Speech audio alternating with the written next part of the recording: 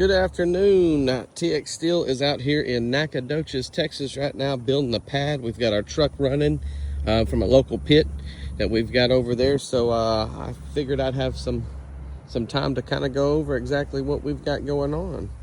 So right here we're going to have a 30 by 50 by 14. So that means 30 foot wide, 50 foot long, and 14 foot tall metal fully welded structure going in here. So what we're doing is we're building the pad. So what we did was we came in here, we scraped out, I don't know, 4 inches, I think, just because they've got really good dirt and clay as it is out here in East Texas anyways. So not too real worried about the shifting.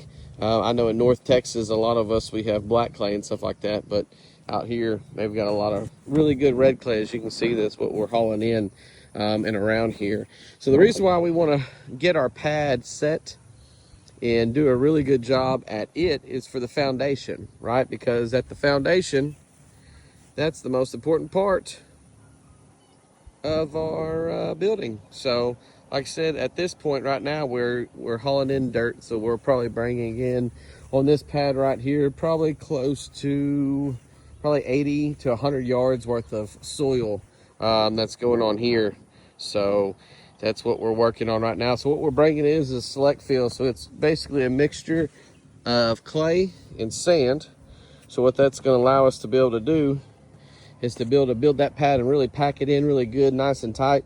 That way when we pour our concrete, we don't have any type of settlement and things like that going on with it. So once we get all of our dirt here, we'll clean up our edges and pack that in and allow it to drain. We've got a lot of rain coming tomorrow, so we definitely want to get that to where it can drain and this pad's not holding any kind of water on it.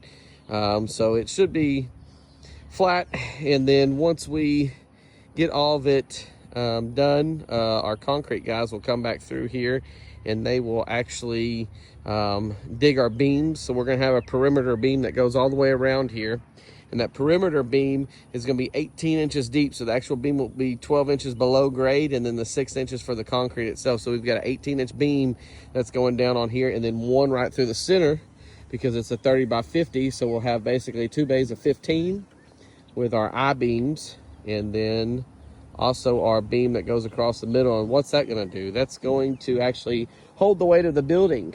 That way, when we do have any kind of movement or settlement that you're going to have with any kind of new structure and things, you're not going to see any kind of surface cracks or actually any kind of structural cracks for that. So, like I said, the most important part of any build, in my opinion, is going to be the foundation.